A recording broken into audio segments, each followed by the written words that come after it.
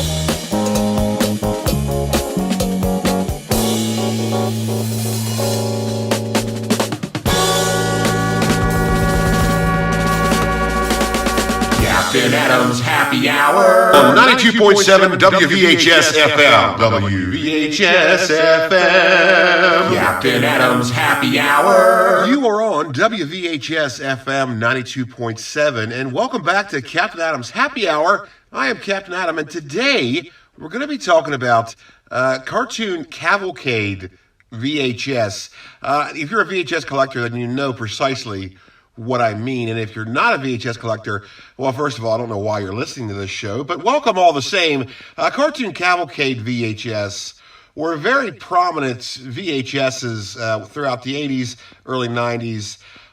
What they were a collection of usually public domain cartoons, very early cartoons, and sometimes they would tag on, licensed characters like Bugs Bunny, Porky Pig, to put it in the mix to make it more appealing for people to buy. They were very, very cheaply produced, which led to very, very cheap retail prices.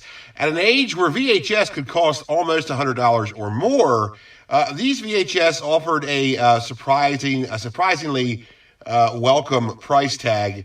With like $5, $2, really cheap prices, which made them very appealing to customers.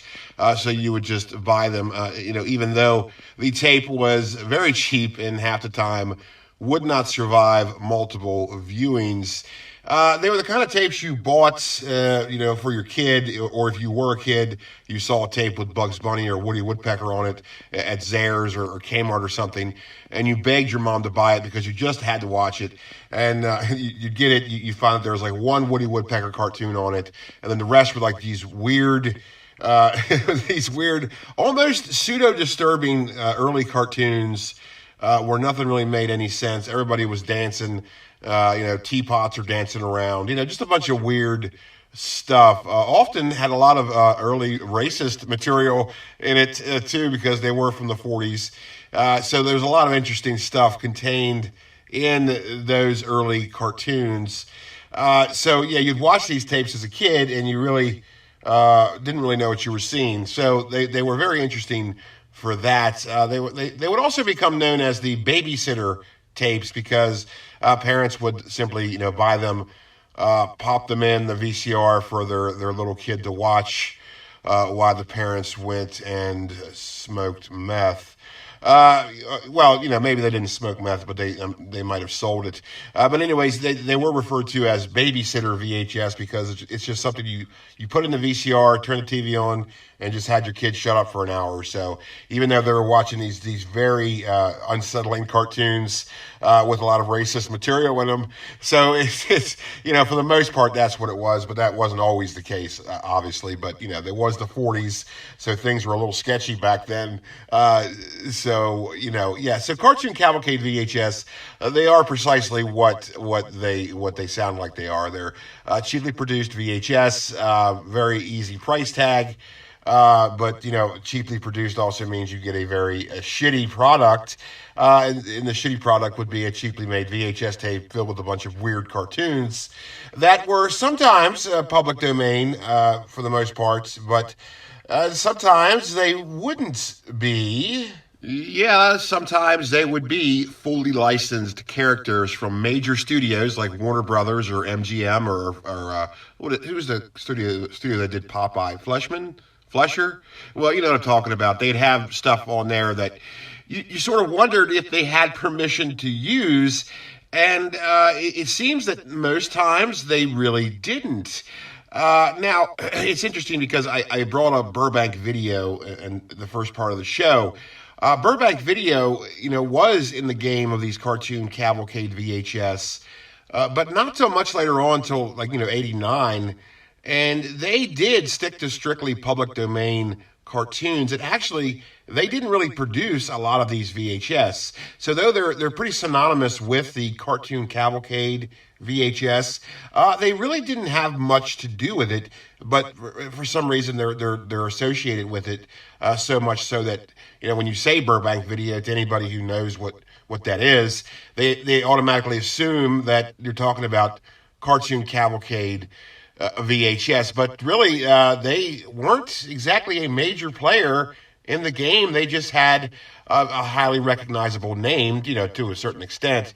So they're, for some reason, synonymous with Cartoon Cavalcade VHS, even though their library really doesn't consist of many of those. So Burbank Video, interesting tale they have to tell. And we'll get deeper into the woods with them later on in the show. But right now, I want to focus on the other companies that did these Cartoon Cavalcade VHS and didn't care so much about copyright rules and didn't stick purely to public domain cartoons.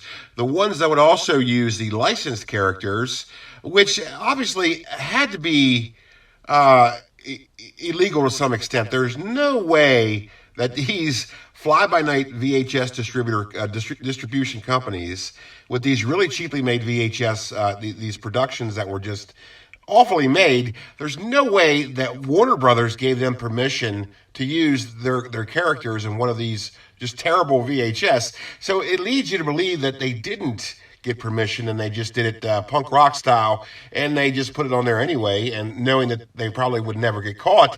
And well, obviously they didn't, because there's tons and tons, almost uncountable numbers of these Cartoon Cavalcade VHS out there, and also the distributors are pretty much unrecordable. There's not much documentation, because here's what would happen. These distributors would usually be, if they weren't third parties of another like parent company, they would be like fourth party, or even just like a ghost company, something that was just opened up pretty much like fly by night, and they would release their product, put it on the store shelves, and then they would either close up or leave the country, and they would have no paper trail whatsoever that they even existed. Only thing left would be these VHS. So if there was any kind of copyright claim or any kind of dispute, there would be no one there to answer the questioning. So there would be no one there to blame. It's actually quite genius if you think about it, but also rather illegal. So lots of strings attached there. Lots of questions. Lots of moving parts. And plus, you have to wonder, how does a company like Warner Brothers, how would they exactly find out that these small fly-by-night, basically nothing VHS distributors were using their characters without permission? How would they find out about that? I mean, these distributors were so small and minuscule in a larger game. A huge company like Warner Brothers, I mean, how would they even know about that?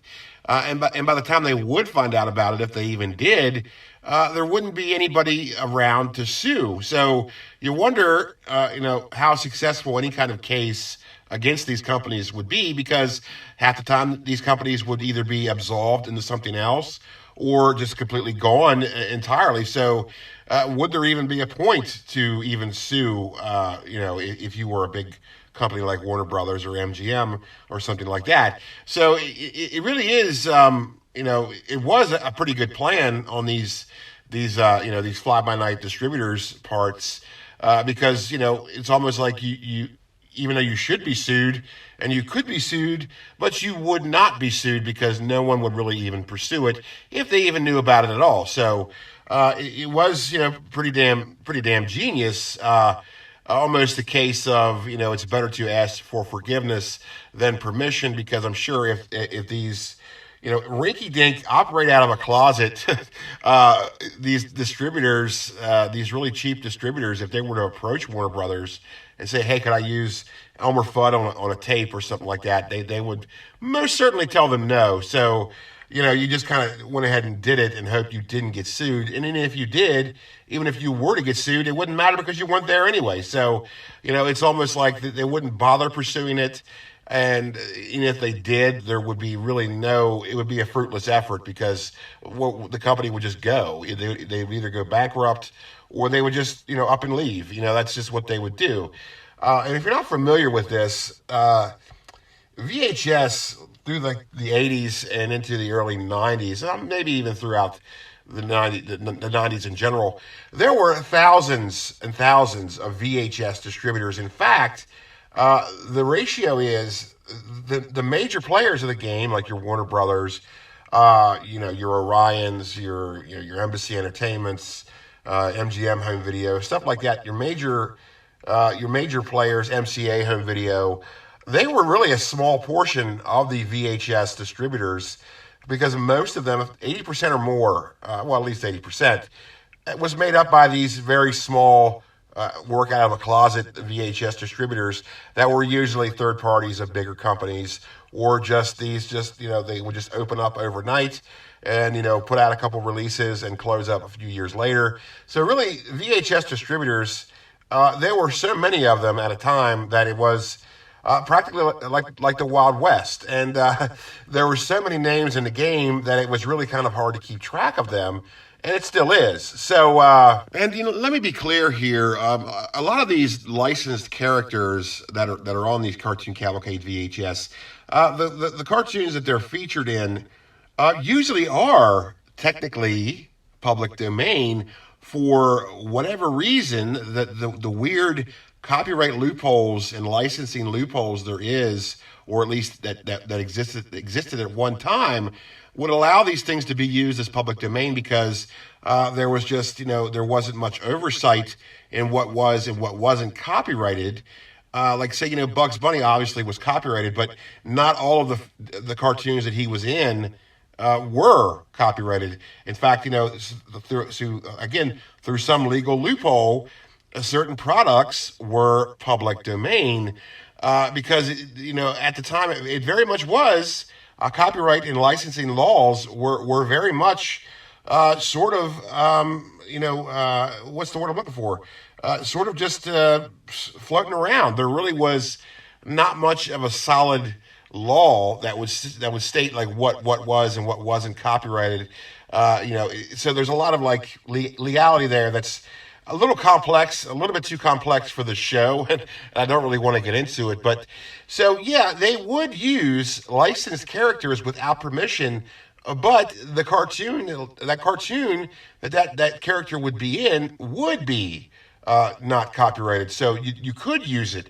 So it was sort of.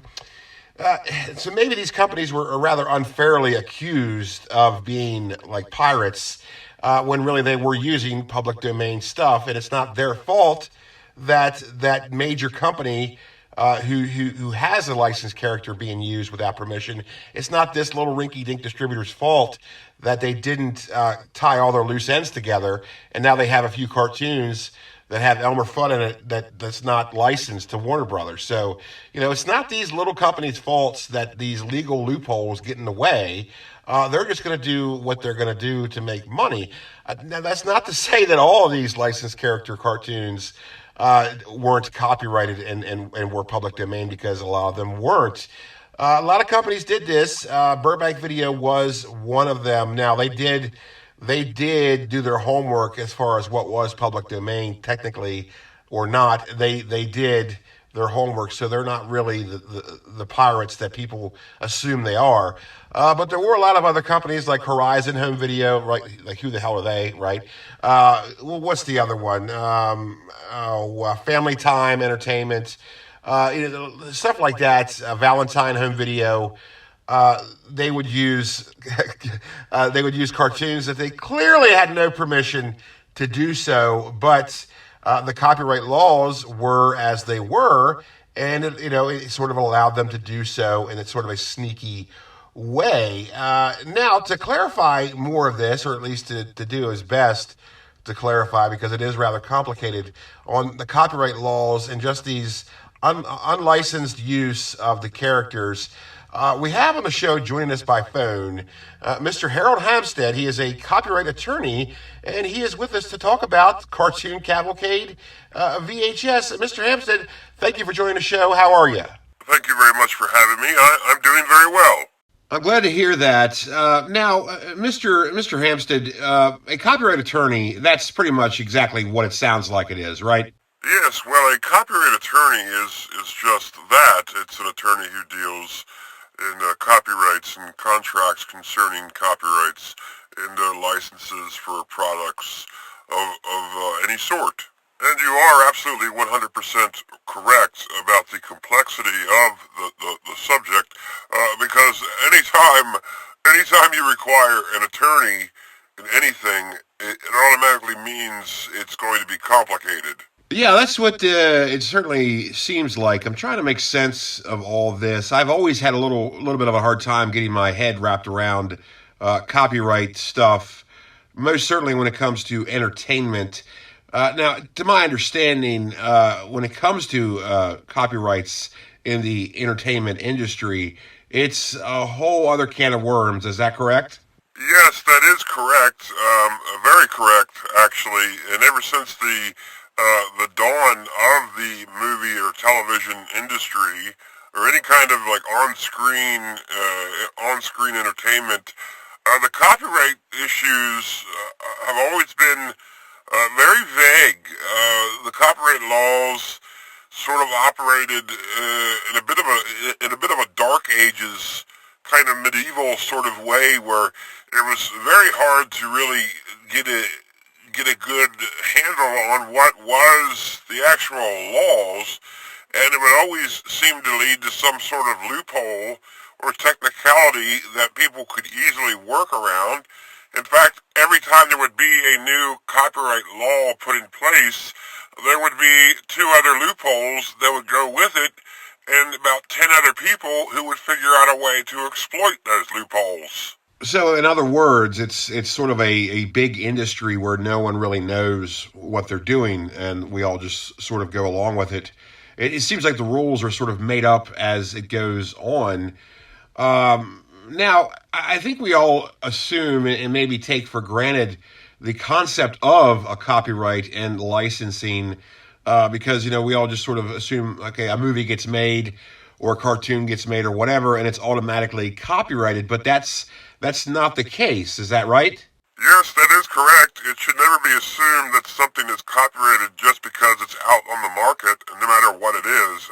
There's all sorts of different contracts that need to be gone over with a fine-tooth comb to make sure whatever product you're putting out there is copyrighted, because there are plenty of ways around the copyright, and a lot of times there's a lot of oversight that leads to a film or television program or any kind of other entertainment product to go out without being licensed, protected, or copyrighted in any sort of way, and therefore it becomes public domain upon its release. Of course, the most famous example is the Night of the Living Dead scenario, where because of tremendous oversight and negligence, there was no license rights agreed upon, no copyright was put in place. So this went on for years and years and years, and now that did eventually get corrected. The same was true for It's a Wonderful Life and a number of other films. Yeah, everyone in the VHS community is very familiar with the tragic tale of Night of the Living Dead and how there ended up being so many VHS distributions and DVD distributions for the same reason. And of course, the same is true for It's a Wonderful Life. But those problems have been corrected since then. But it went on for a long time like that without being copyrighted and being public domain. When, like has been mentioned, they really shouldn't have been. It was obviously a clerical mistake in some fashion. Now, would you say that this problem with the whole copyright contract thing, the loopholes and all this, the negligence and whatever, would you say like the further it goes back in time in the entertainment industry, like the worse it was? It means to say, as soon as like the entertainment industry became a thing, as far as like film goes, no one really was aware of the complexities of a copyright law and what how it could be gotten around or whatever. So would you say like the longer in time or the farther back in time it goes, like the more medieval copyright laws were?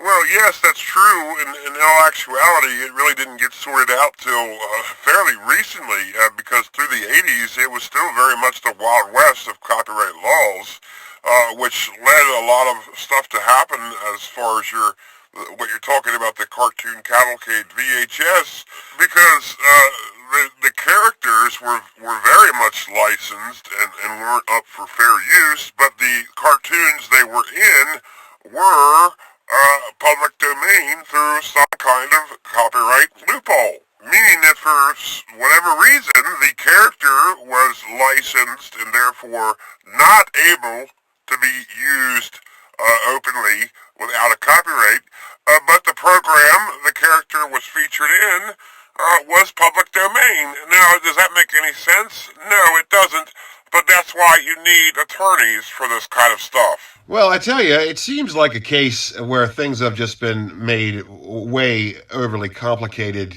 by such legalities. But that's neither here nor there, and it is what it is. Now, these Cartoon Cavalcade VHS, how exactly was it that these big companies like Warner Brothers or MGM, that they didn't do any kind of lawsuit against them, or or maybe they did and we just never heard about it, because I mean, why would we? But is it a case where they just didn't bother because it just wasn't, it wasn't big enough, it wasn't a threat to them? Well, in most instances, the big companies wouldn't bother pursuing any kind of lawsuit or cease and desist because it just wouldn't be worth it. Besides, they probably wouldn't win those suits because of the copyright loopholes. That the cartoons that are featured in most of these VHS are technically public domain, so they wouldn't win any kind of suit anyway. It would just be a waste of time. So these little fly-by-night distributors or production companies, whoever would make these Cartoon Cavalcade VHS, they were simply just using a legal loophole to produce a product, no matter how crappy it was. But they were legally able to use, say, Bugs Bunny on one of their really awful VHS because of the oversight of the original cartoon. So it's like I said earlier, it's not their fault. They're just doing what they can to make money. And you almost have to admire that, because if there is going to be such legal systems that are so complicated and have so much oversight and negligence within them, you might as well exploit them for your own good. So I think that's what the lesson is here. All right, Mr. Hampstead, we really appreciate you coming on the show. I know you're a busy man, and we got to take a station break here. So it's been very nice talking to you and very interesting, and I certainly hope to talk to you again soon, though not in court. It's been my pleasure. Thank you for having me. Harold Hampstead, ladies and gentlemen, copyright attorney, helping us make sense of all this legal jargon. Well, we got to take a station break right now, but stick around, because when we come back, we're going to start talking about Burbank Video and some more tidbits about the Cartoon Cavalcade VHS. So keep it locked right here to WVHS FM 92.7 on Captain Adams Happy Hour. We'll be right back. Captain Adams Happy Hour. On 92.7 WVHS FM. WVHS FM.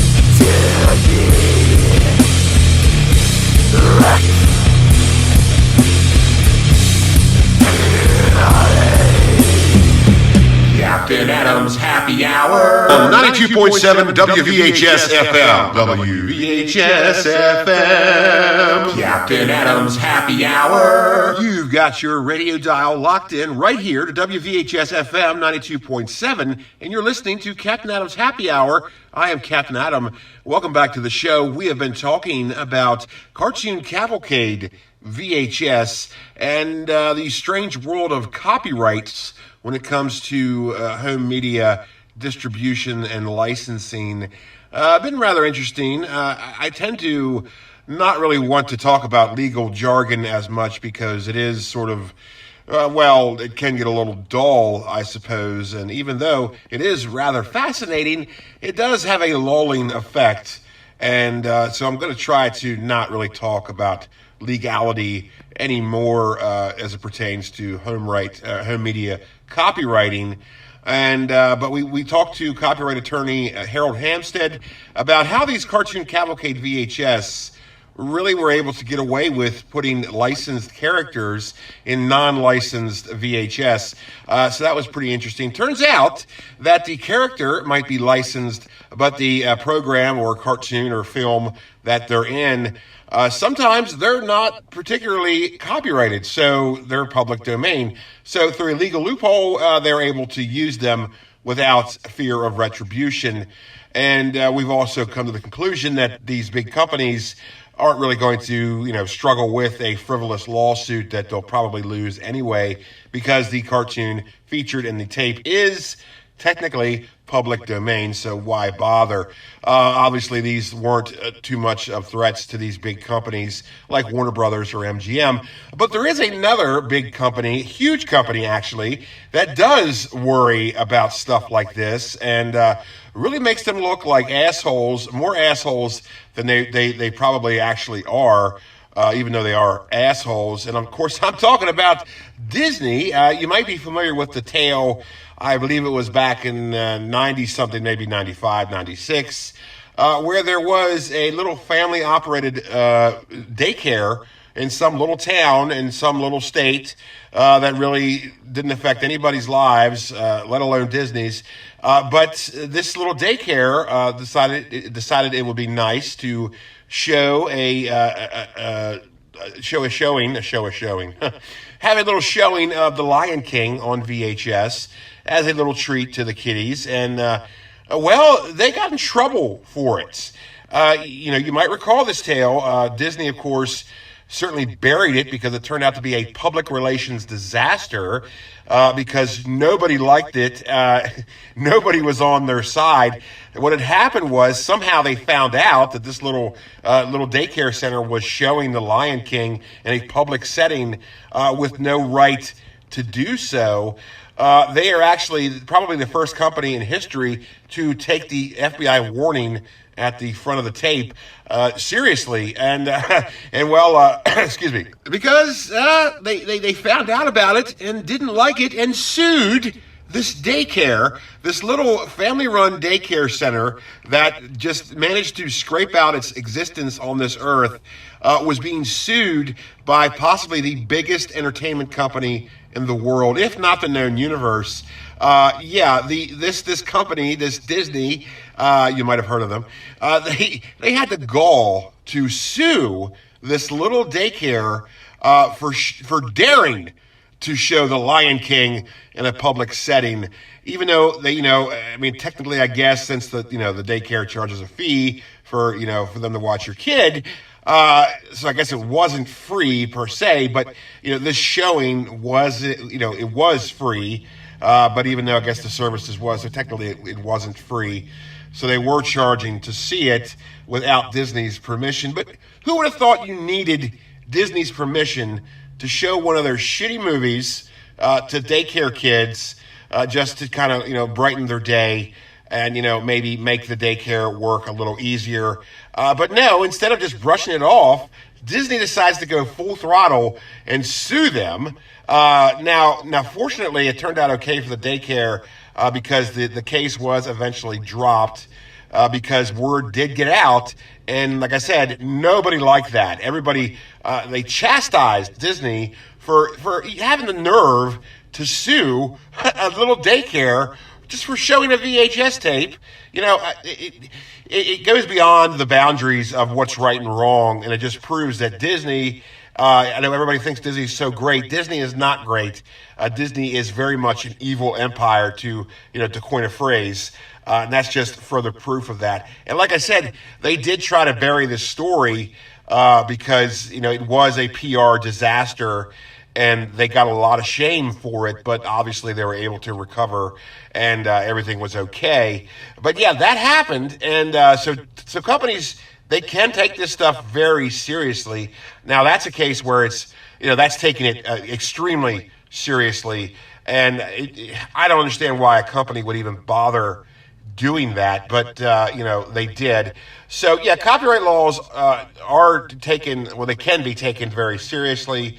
But in the case of Cartoon Cavalcade VHS, there are legal loopholes to prevent, such problems from happening. Oh God, excuse me. Damn hiccups. Well, anyways, copyright, schmopyright. These Cartoon Cavalcade VHS, and by the way, you might be wondering why I call them that. Well, that's what they're called. Many moons ago, maybe like the 50s, the 60s, maybe even the 70s, theaters would run through the day sometimes just reel after reel of cartoons, mainly these weird public domain cartoons. They'd run them all through the day, to fill up time, and they would call it a cartoon cavalcade. And this practice, translated into the world of VHS with the Cartoon Cavalcade, VHS. So that name just sort of stuck, and that's what they're called. But where did it all start? These things are sort of weird. They're not well documented due to the nature of the distributors, because most of them are rinky-dink, fly-by-night, third or fourth party conglomerates of a bigger company, and they don't even bother. So a lot of this stuff isn't documented very well. There's not many records of them. There's no way even to tell how many of these damn things there actually are from company to company. So they are sort of an enigma, and they are rather interesting because of that, and also because some of the material contained on these tapes, I'm willing to bet that some of it is no longer in existence. So yeah, that means that whatever the material it is that the original film reel was destroyed or thrown away for whatever reason, That means that the VHS that it's on is the possibly the last form of media that contains this material. So that's that's pretty interesting. Now, whether or not that actually matters to you, obviously that's a matter of taste and it's subjective. But it is interesting that these little very cheaply made VHS are actually little implements of history. So that's sort of fascinating. Now they've been multiple companies to do the Cartoon Cavalcade thing, but the most famous is, as we mentioned earlier, Burbank Video. Yes, Burbank Video. They got started in 1983 doing educational videos and dance instruction videos of all things, but eventually started doing some licensed movies and public domain movies. And then eventually even still, decided to start doing these Cartoon Cavalcade VHS. But if you look up their library, and again, it is rather hard to determine what that actually is in their library, but there are some lists out there, a very vague list, and if you look at them, they didn't do too many of these Cartoon Cavalcade VHS, even though Burbank Video is pretty much mainly associated with the concept of Cartoon Cavalcade VHS. So they didn't do many of them, but for some reason they're synonymous. So I don't know. But meanwhile, there was a plethora of other little companies that did way more of them, or at least it's speculated, because again, they're not documented, so there's no real way to tell how many there actually are. Burbank Video pretty much did its existence through the 80s until 1989, when a company called the Handelman Company, which is just some sort of multimedia conglomerate buying house company, bought them out and just sort of merged into them, and they started doing more of the Cartoon Cavalcade thing. In the meanwhile, in 1987, this Handelman Company bought Viking Video. You might be familiar with them, talking about cheap distributors. Viking Video is one of the kings of third-party distributions, and damn, these hiccups. But anyways, yes, so they had that, and of course Viking Video, they were doing lots of Cartoon Cavalcade VHS, as well as other things, but Viking Video, another name in the game of cartoon cavalcading. And that was, by proxy, Burbank Video was part of Viking Video. So that's pretty interesting. A little bit of a history of a very little known, yet somehow very popular distribution company. And if you're a VHS collector, you know who Burbank Video is, because you've seen their stuff. You know who Viking Video is. They're just companies that did these Cartoon Cavalcade VHS. Now, where are you at on these Cartoon Cavalcade VHS? Do you pick them up if you see them in a thrift store? Do you figure, why not? What's the harm? It's only a quarter. Let me get this cheap shit, and it's good shelf fodder. Because they are unique, and like I said, there really is no way to tell how many there actually were. So if you do collect these and you're trying to get all of them, you're going to go mad, because I just don't think that's possible, because there were just so many of them. I mean, there were just so many different kinds. There was, not to mention all the Christmas ones, there was a ton of Christmas Cartoon Cavalcade VHS out there. Viking Video did those, did a lot of those, and I have one of those actually. So, that's pretty interesting. As far as if you look up the value, first of all, it's a little hard to even search for these, because they're let's say eBay or Amazon or something like that. If you search, Cartoon Cavalcade VHS, sometimes it knows what you're talking about, but most times it really doesn't, and it will bring up the licensed Cartoon Cavalcade, meaning that they're like the Warner Brothers cartoons, where it's like Bugs Bunny stuff, licensed stuff. We're not talking about that. We're talking about the raw deal, cheap, unlicensed, yet somehow illegal Cartoon Cavalcade, public domain cartoons. So you can find them on searches, but it is a little tricky.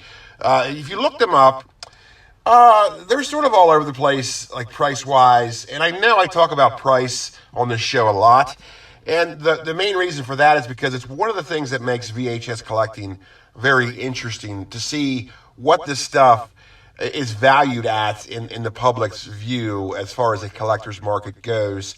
and it seems like it's up and down all the time. But VHS collecting is not all about the money, because VHS collectors are not like art collectors, where it's like if you try to sell a tape for like $100 on eBay, or even $70, no matter how rare it is, you're probably not going to sell it.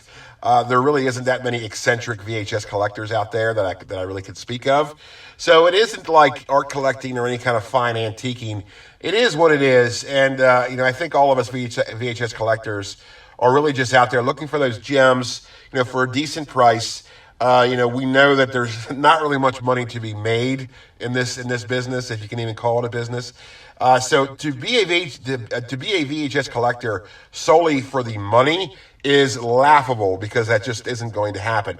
But I do talk about the pricing because it is rather interesting as far as VHS collecting goes. It's one of the interesting parts of it.